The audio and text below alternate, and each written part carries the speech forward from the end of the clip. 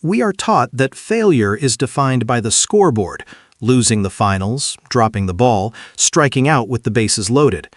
But what if the greatest failure in sports wasn't losing the game, but failing even to maintain the belief that you could win? What if the real tragedy is the destruction of that foundational hope, the spiritual collapse that precedes the physical defeat? That profound distinction, the difference between a loss and the destruction of hope, is what we dissect today.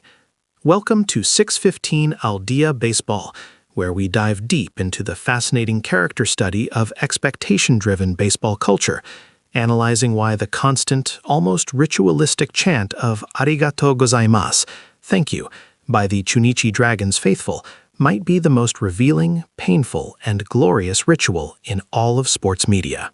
We are talking about the Chunichi Dragons, specifically when their existence is filtered through the chaotic, vibrant, and ruthless lens of reaction forums like 2chat and Nanji, where the discourse isn't about winning or losing, it's about the unbearable weight of personality.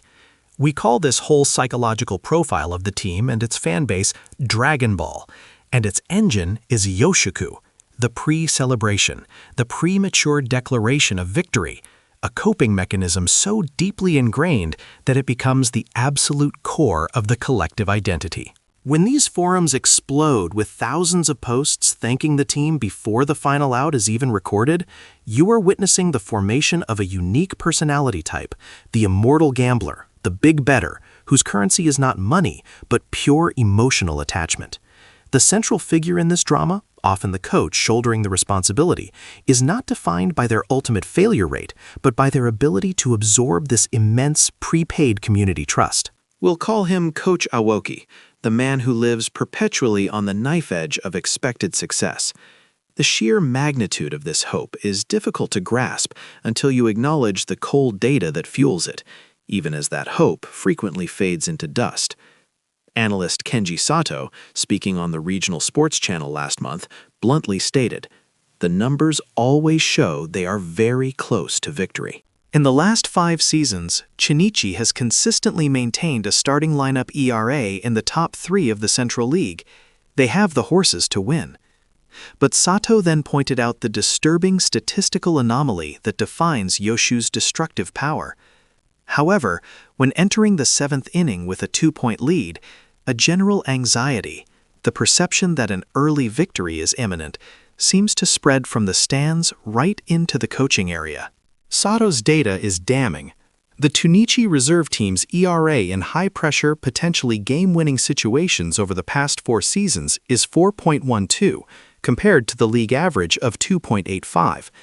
They didn't fail due to a lack of talent, but rather under unprecedented pressure, stemming directly from their own premature celebrations. This brings us to the core contradiction. Is early victory an act of genuine spiritual belief, or a psychological factor actively leading to disaster? Aiko Nishimura, a sports psychologist who specializes in fan behavior dynamics, believes it's neither, but something far more complex. The online feedback streams, the non-G type of analysis, serve as a ritualistic performance space, Nishimura explains.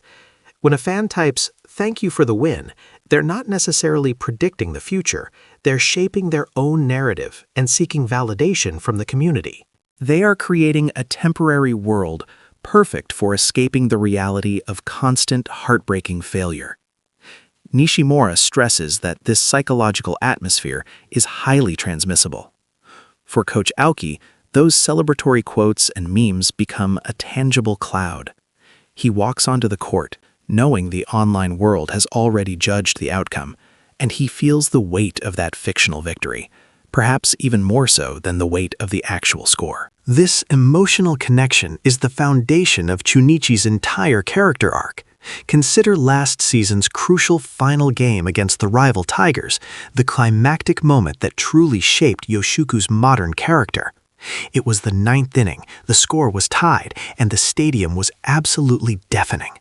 Oki, who had meticulously managed his pitching lineup all year for this specific moment, threw in his closer, a cool rookie named Taka, who had been untouchable for 2 months. Taka took the mound, And immediately, the Yoshiku machine ran at full, terrifying power.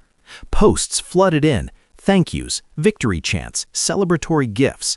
The fans were saying, "It is done." Now, many observers, especially those outside of Japanese baseball culture, will immediately offer the predictable counterargument. This is just coping. It's nothing more than fan toxicity masking deep, deep disappointment. They're just putting themselves in a losing position, so the subsequent inevitable collapse will be less painful. And while that superficial interpretation is certainly convincing, it misses the crucial plot twist that defines the Chunichi spirit. Yoshiku isn't fundamentally about winning, it's about maintaining the possibility of hope. The real tragedy isn't when the team ultimately loses the game. The tragedy is when the fans stop posting those thank yous. That is when the foundation of trust, the shared fiction, finally crumbles. On that fateful night, with the Yoshiku reaching its fever pitch, Taka, the unflappable rookie, threw his signature pitch, the fading splitter. The batter connected. The ball soared, clearing the center field wall by mere inches. A walk-off home run for the opposition. The Dragons lost the game, the series, and the season. But here's the unbelievable truth. The forum streams didn't stop. They didn't devolve into rage. Instead, the posts immediately shifted. They were thanking the team, not for the victory, which evaporated, but for the effort, for the hope, for the promise that had briefly existed. The Dragons may not have won that night, but they proved that the belief system, the Yoshiku, is functionally unbreakable. That shared fiction, the belief in a future that has already been celebrated, is the strongest bond in sports, creating an emotional resilience that defies all logic and all data. This self-inflicted pressure cooker, this willingness to bet pure emotional capital on a game that isn't over, is the very soul of Dragon Ball. Tell me, do you see this behavior as purely self-destructive fan madness, or is it a necessary collective ritual that keeps the possibility of hope alive, even when victory is impossible? Let us know in the comments below.